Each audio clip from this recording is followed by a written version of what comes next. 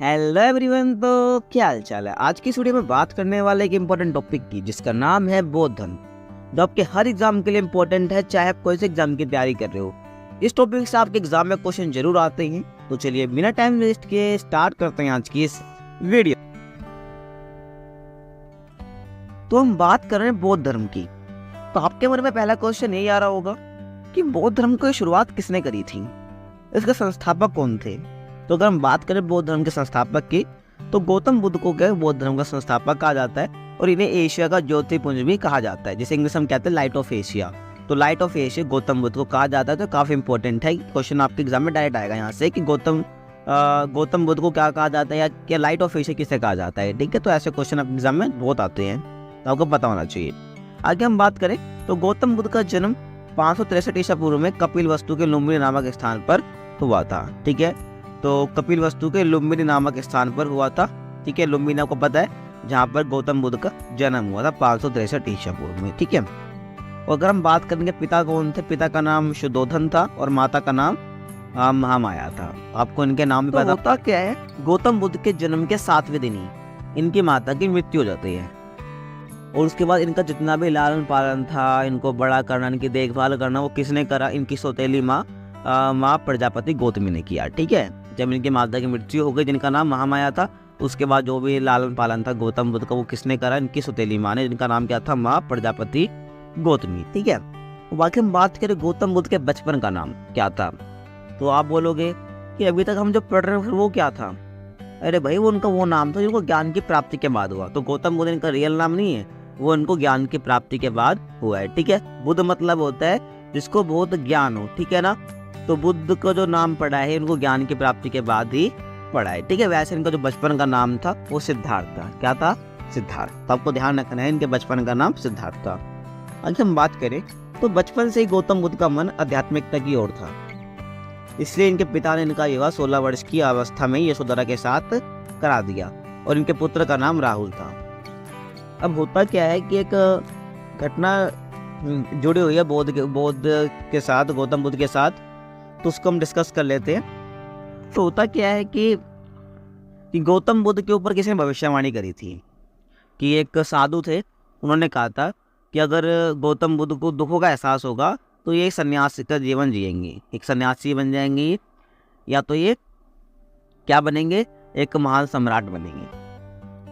अब इसी के कारण क्या हुआ, जिनके पिताजी थे जिनका नाम था शुद्धोधन, इन्होंने क्या करा, गौतम बुद्ध को जितने भी दुख होते हैं दुनियादारी के उससे दूर महल के 4 दीवारी के अंदर रखा, ताकि इनको दुखों के एहसास ना हो और इस सन्यास का जीवन ना बिताए।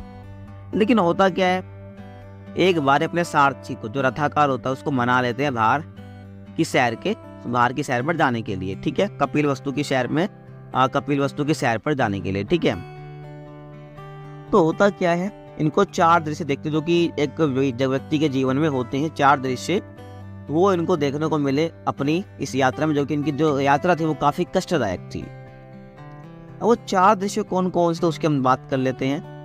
पहला दृश्य तो इनको दिखा वो था बूढ़े व्यक्ति का, जो कि काफी कुबड़ हो रखा था, उसका कुबड़ निकल रखा था।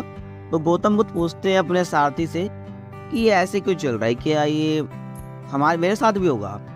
तो वो बताते हैं, जिनके सारथी थे, हाँ ये आपके साथ भी होगा, जो इस दुनिया में आया है उनके साथ ये होना ही है। फिर आगे चले, उनको एक बीमार व्यक्ति दिखा, फिर उन्होंने ऐसा क्वेश्चन पूछा, फिर उन्होंने ऐसे रिप्लाई दिया। फिर आगे चले, तीसरा जो दृश्य उन्होंने देखा वो एक शव का देखा, फिर उनको एहसास हुआ। और आगे जाके इनको फिर एक सन्यासी दिखा, जिसको दुनियादारी से कोई मतलब ही नहीं है, उसके चेहरे पर स्माइल है, मानो कि उसको दुनियादारी से कोई मतलब ही नहीं है, उसको कोई दुखों की टेंशन नहीं है। तो उसको देखकर जो गौतम बुद्ध थे उनको काफ़ी अच्छा लगा, उनको काफ़ी भाया। उन्होंने सोचा कि मैं भी संन्यास लूँगा। अब हमने देखा कि उनको दुखों का एहसास हुआ, उन्होंने अगर संन्यास के जीवन की ओर अपना कदम बढ़ा लिया। ठीक है, जितने भी ऐश्वर्य था उसको त्याग कर।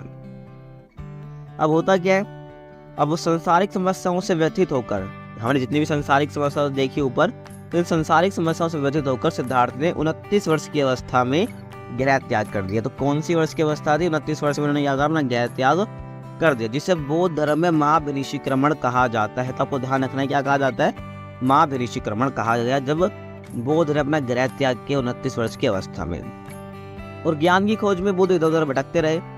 फिर इन्हें एक व्यक्ति मिले जिनका नाम था अलार कलाम, जो कि इनके पहले गुरु बने। और अलार कलाम से इन्होंने सांख्य दर्शन की शिक्षा ली। तो काफ़ी इंपॉर्टेंट है, अलार कलाम से किस प्रकार की शिक्षा ली? सांख्य दर्शन की शिक्षा ली गौतम बुद्ध ने।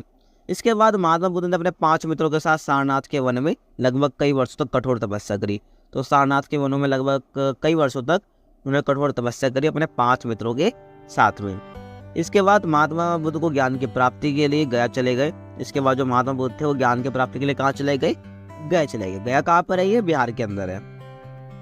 और कठिन तपस्या के बाद, गया जाने के बाद, तो कठिन तपस्या के बाद 35 वर्ष की आयु में वैशाख पूर्णिमा की रात निरंजना नदी के किनारे पीपल वृक्ष के नीचे सिद्धार्थ को ज्ञान की प्राप्ति हुई। तो काफी इंपॉर्टेंट है। तो किस नदी के किनारे? पूर्णिमा की रात थी, निरंजना नदी के किनारे पर पीपल वृक्ष के नीचे सिद्धार्थ को ज्ञान की प्राप्ति हुई। और ज्ञान की प्राप्ति के बाद से ही सिद्धार्थ जो है वो बुद्ध के नाम से जाने गए, जो कि मैं आपको स्टार्टिंग में ही बता दिया था। और वह स्थान बोध गया कहलाया। ठीक है, तो ये गया गए थे और गया में इनको पीपल के वृक्ष के नीचे ज्ञान की प्राप्ति हुई। और जब से इसको बोध गया कहा जाने लगा उस स्थान को। और क्वेश्चन कई बार एग्जाम में आता है कि वो ज्ञान की प्राप्ति कहाँ पर हुई, तो बोध गया में। ये कहाँ पर है? ये बिहार के अंदर है। ठीक है, आगे हम बात करें तो बुद्ध ने अपना प्रथम उपदेश सारनाथ में दिया। ये काफी इंपॉर्टेंट है कि जो बुद्ध है उन्होंने अपना प्रथम उपदेश कहाँ पर दिया?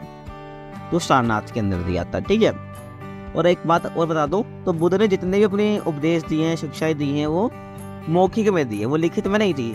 जब गौतम बुद्ध की मृत्यु हो जाती है तो उसके बाद जो उनके अनुयायी थे उन्होंने वैशाली में एक सभा बैठाई, तब जाके उन्होंने क्या लिखित रूप दिया। ठीक है, उसके आगे हम बात करेंगे। जो सूत्र पिटक उनकी जो शिक्षा है उसमें लिखी गई है, वो आगे हम बात करेंगे। ठीक है, इसकी भी बाकी आपको ध्यान रखना है इसका।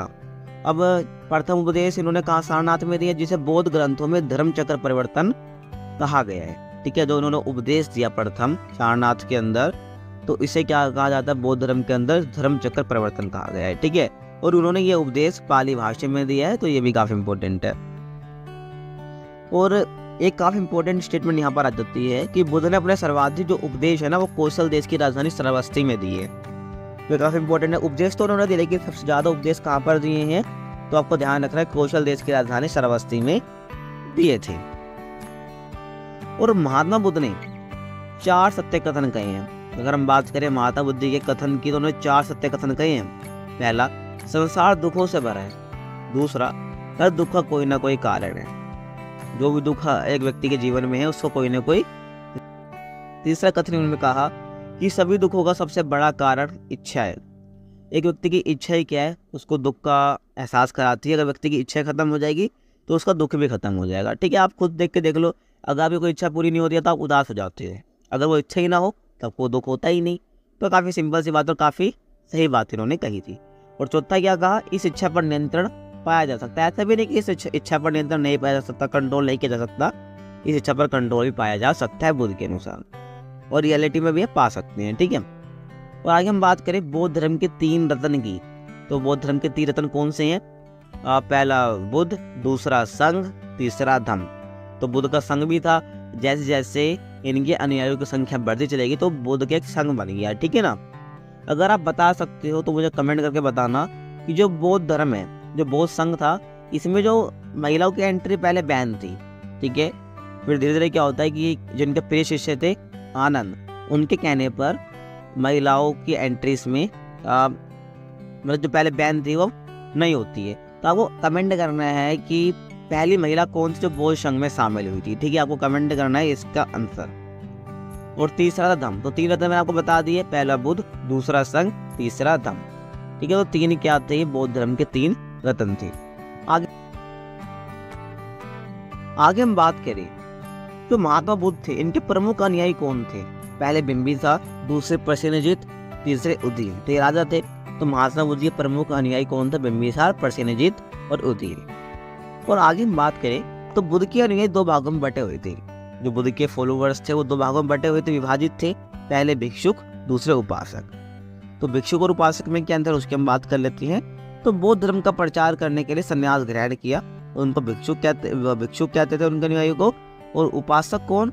गृहस्थ जीवन व्यतीत करते हुए बौद्ध धर्म को अपनाया।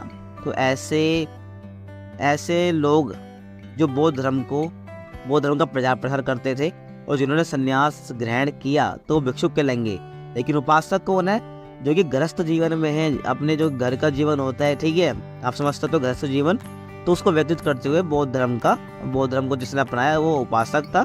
और भिक्षुक क्या, जिसने पूरी तरीके से संन्यास का ग्रहण कर लिया, बौद्ध धर्म के प्रचार करने वो लग गया है। तो दो अनुयायी में बट गया था, ठीक है, दो भागों में बट गए थे बुद्ध के अनुयायी, आपको पता होना चाहिए, ठीक है, भिक्षुक और उपासक। आगे हम बात करें, बौद्ध संघ में सम्मिलित होने की न्यूनतम आयु सीमा 15 वर्ष थी। मैं आपको बताया था बौद्ध संघ के बारे में ऊपर, ठीक है। तो बौद्ध संघ में शामिल होने की जो न्यूनतम आयु थी जो 15 वर्ष थी, मतलब कि 15 वर्ष से कम का जो व्यक्ति है या बच्चा है वो बौद्ध संघ में शामिल नहीं हो सकता है, ठीक है।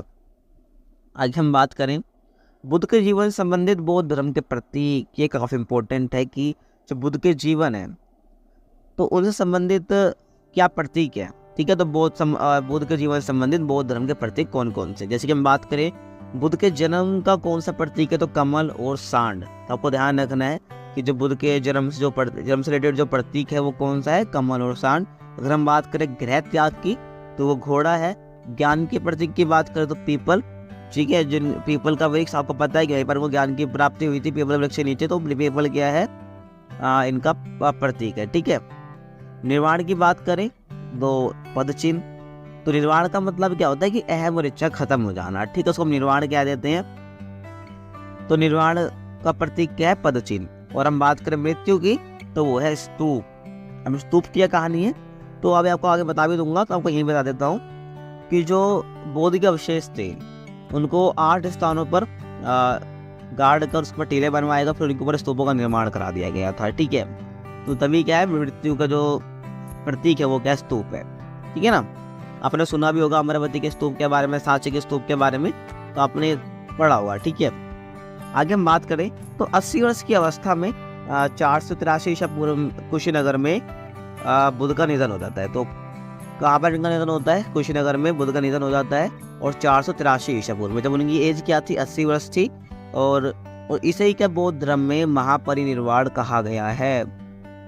जब बुद्ध की डेथ होती है बौद्ध धर्म की, तो उसको बौद्ध धर्म में क्या कहा जाता है, महापरिनिर्वाण, ठीक है, आपको ध्यान रखना है। और निधन के बाद बुद्ध के अस्थि अवशेषों को भारत के 8 जगहों पर स्थापित कर स्तूपों का निर्माण करवाया गया। मैंने अभी ऊपर बताया जो उनके अवशेष थे, अस्थि अवशेष को भारत के 8 जगहों पर स्थापित करके स्तूपों का निर्माण करवाया गया। इसमें सबसे बड़ा स्तूप कौन सा, सांची का स्तूप था, ठीक है, आपको ध्यान रखना है, ठीक है, सांची का स्तूप सबसे बड़ा स्तूप था। आगे हम बात करें तो महात्मा बुद्ध की मृत्यु के बाद बौद्ध धर्म के प्रचार प्रसार के लिए 4 बौद्ध संगीतियों का आयोजन किया गया। संगीतियां मतलब होता है मीटिंग, ठीक है। तो आपको पता है कि 483 ईसा पूर्व में डेथ हो गई थी गौतम बुद्ध की, तो उसके बाद बौद्ध धर्म के प्रचार प्रसार के लिए 4 संगीतियों का आयोजन किया जाता है। अगर हम पहले संगीत की बात करें तो 483 ईसा पूर्व में हुई थी। स्थान क्या था, राजगीर। और इस टाइम पर किसका शासनकाल चल रहा था, वो अजातशत्रु का चल रहा था। और हम बात करें अध्यक्ष कौन था इस समिति का, तो महाकश्यप थे, ठीक है। और दूसरी समिति की बात करें वो तो 383 ईसा पूर्व में हुई थी। स्थान वैशाली था और शासनकाल कालाशोक का था, ठीक है। और अध्यक्ष साबाकामी थे। तीसरी संगति की बात करें तो 255 ईसा पूर्व में ये हुई थी। स्थान पाटलिपुत्र था और राजा अशोक थे। और अध्यक्ष की बात करें तो मोगलीपुत्र तिस थे। और चौथी संगति और लास्ट संगति जो हुई वो थी 98 ईस्वी में हुई थी, ठीक है, आपको ध्यान रखना है, 98 ईस्वी में हुई थी। स्थान क्या था, कुंडलवन। और राजा इस टाइम पर कौन थे, शासनकाल किसका था, कनिष्क का था। और अध्यक्ष कौन थे इस टाइम पर, वसुमित्र थे। और उपाध्यक्ष कौन थे, वो अश्वक घोष थे। आपको ध्यान रखना है, अध्यक्ष वसुमित्र और उपाध्यक्ष अश्वक घोष। तो ये क्या हो गए, बौद्ध संगतियां हो गई जो कि बौद्ध की मृत्यु के बाद हुई थी। अब चौथी बौद्ध संगति के बाद जो कि 98 ईस्वी में हुई थी, आपको पता है। तो उसके बाद जो बौद्ध धर्म था वो 2 भागों में बट गया, हीनयान और महायान। अब ये क्या है तो उसकी हम बात कर लेते हैं, हीनयान और महायान। देखो हीनयान और महायान के अंदर की हम बात करें तो हीनयान में तो ये क्या है, ये बौद्ध धर्म का प्राचीन रूप है। जैसा पहले था तो वो उसको हम क्या कहते हैं, हीनयान कहते हैं। तो बौद्ध धर्म का प्राचीन रूप है, उसको हीनयान कहते हैं। लेकिन महायान क्या है, तो ये नवीन रूप है। बौद्ध धर्म के नवीन रूप को महायान कहते हैं और वो प्राचीन रूप को हीनयान कहते हैं। आगे हम बात करें हीनयान की, तो ये कठोर मार्ग है, इसके द्वारा कम लोग निर्वाण की प्राप्ति कर सकते हैं। मतलब कि जो हीनयान है इसमें जो निर्वाण प्राप्त होता है वो काफ़ी कठिन है, ठीक है, कठोर मार्ग है काफ़ी, इसके द्वारा बहुत कम लोग निर्वाण की प्राप्ति कर सकते हैं। लेकिन हम महायान की बात करें तो काफ़ी सरल मार्ग है। महायान में जो निर्वाण प्राप्त करना काफ़ी सरल मार्ग है, इसके द्वारा अधिक लोग निर्वाण की प्राप्ति कर सकते हैं। और हीनयान की हम बात करें आगे तो ये बुद्ध को अलौकिक गुणों वाला सामान्य पुरुष मानते हैं। मतलब कि जो हीनयान है ये बुद्ध को कोई ये नहीं मानते को भगवान है, इनके पास अंदरूनी शक्तियाँ हैं ना, तो अलौकिक गुण वाला सामान्य पुरुष मानते हैं गौतम बुद्ध को हीनयान के अनुसार, ठीक है। तो बुद्ध के एक नॉर्मल पर्सन थे, नॉर्मल पुरुष थे, ऐसे बाकी सब होते हैं, ठीक है। तो उनके पास कोई ऐसी शक्ति नहीं थी, मतलब कि उनके पास कोई लौकिक शक्ति नहीं थी, ठीक है ना, अलौकिक गुण वाले वो एक सामान्य व्यक्ति थे। लेकिन महायान की अगर हम बात करें तो बुद्ध को भगवान मानते थे कि उनके पास बहुत विशेष शक्तियाँ हैं, ठीक है। तो महायान वाले बुद्ध को भगवान के तरह ही मानते थे। आगे हम बात करें हीनयान की तो ये बुद्ध के प्रतीकों की पूजा करते थे। तो हीनयान वाले ये बुद्ध के प्रतीकों की पूजा करते थे, मैंने आपको प्रतीक बताया ना ऊपर, तब समझ जाओ।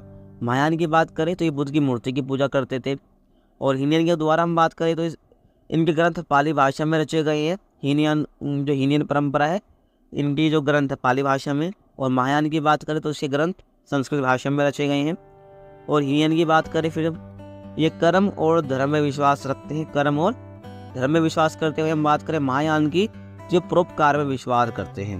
हीनयान में कर्म और धर्म में, और महायान में परोपकार में विश्वास करते हैं। और महायान की अगर हम बात करें इसमें बोधिसत्व का आदर्श ग्रहण किया है जो कि दूसरों का कल्याण करते हैं। इसमें जो बोधिसत्व का आदर्श ग्रहण किया गया है महायान के अंदर, इसमें क्या होता है कि दूसरों का कल्याण की बात की जाती है और खुद जो निर्वाण है उसमें विलम्ब करते हैं, ठीक है। खुद का जो निर्वाण प्राप्ति के लिए विलम्ब हो जाए लेकिन दूसरों का कल्याण की बात इसमें की जाती है। और हम बात करें हीनयान की तो उसका प्रचार प्रसार लंका में, वर्मा, थाईलैंड, कंबोडिया इन देशों में हुआ। और बहुत देश थे, ठीक है, तो आपको नाम बताया मैंने आपको कुछ, लंका, वर्मा, थाईलैंड, कंबोडिया और आदि देशों में हुआ। और महायान की बात करें तो इसका प्रचार प्रसार चीन, तिब्बत, जापान, कोरिया आदि देशों में हुआ। तो हीनयान महायान के बारे में मैंने आपको बता दिया है, आइए आपको समझ में आ गया होगा। आगे हम बात करते हैं बौद्ध साहित्य की। तो जस्ट मैंने भी आपको पहले सूत पिटक के बारे में बताया था। तो सूत पिटक त्रिपिटक का भाग है जो कि बौद्ध साहित्य के अंतर्गत आता है। तो बौद्ध साहित्य में पहले हम बात करेंगे त्रिपिटक की। त्रिपिटक का अर्थ होता है 3 टोकरियां, ठीक है। पिटक मतलब टोकरी होता है, त्रि मतलब 3 होता है, तो त्रिपिटक का अर्थ होता है 3 टोकरियां, ठीक है। और ये मूल रूप से पाली भाषा में रचे गए हैं। अब अगर जिसमें 3 पिटक है उसकी हम बात करने वाले हैं, ठीक है। तो मेनली पाली भाषा में रचे गए, इनकी संख्या 3 है। और त्रिपिटक कौन कौन सा उसकी हम बात कर लेते हैं। तो पहला विनय पिटक, दूसरा सूत पिटक, तीसरा अभिधम पिटक। तो 3 पिटक है, तो आपको ध्यान रखना है, ठीक है। जिसमें बौद्ध साहित्य की हम बात करें त्रिपिटक में 3 पिटक है। हम बात करें विनय पिटक की तो उसमें भिक्षु और भिक्षुणियों के आचरण संबंधी नियम है कि भिक्षु और भिक्षुणियों को किस प्रकार का आचरण रखना है। तो उसमें इसके नियम दिए गए हैं विनय पिटक के अंतर्गत। और हम बात करें सूत पिटक की, जैसे बौद्ध धर्म के उपदेश संकलित है, मतलब कि उनकी शिक्षाएं सूत पिटक के अंदर संकलित की गई हैं, ठीक है।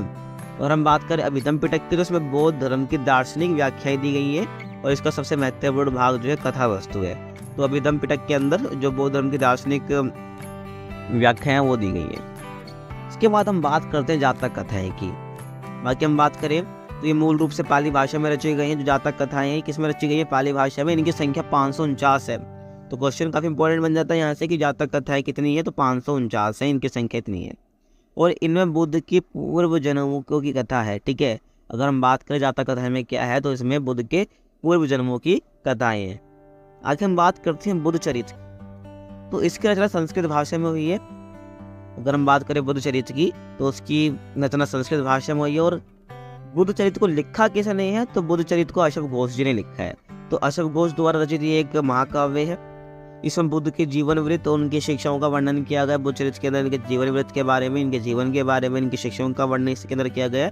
और इसे बौद्धों की रामायण कहा जाता है। तो किससे बौद्धों की रामायण कहा जाता है, तो बुद्ध चरित्र को कहा जाता है। तो काफी इंपॉर्टेंट है।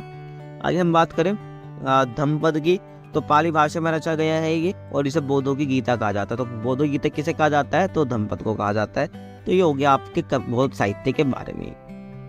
आई होप आपको समझ आए होंगे सारे टॉपिक। फिर भी कुछ डाउट है तो आप कमेंट कर सकते हैं, और आप हमसे इंस्टाग्राम पर पूछ सकते हैं। इंस्टाग्राम का लिंक डिस्क्रिप्शन में मिल जाएगा, और हमारे टेलीग्राम पर ज्वाइन हो सकते हैं, और व्हाट्सएप ग्रुप पर भी ज्वाइन हो सकते हैं। दोनों का लिंक डिस्क्रिप्शन में से मिल जाएगा। वहाँ पर आपको जितने भी नोट्स हैं, पीडीएफ आपको वहाँ प्रोवाइड करा दी जाएंगी। ठीक है, वहाँ पर आप ज्वाइन हो सकते हो। बाकी मिलते हैं आपसे अगली वीडियो में, तब तक के लिए कीप वॉचिंग।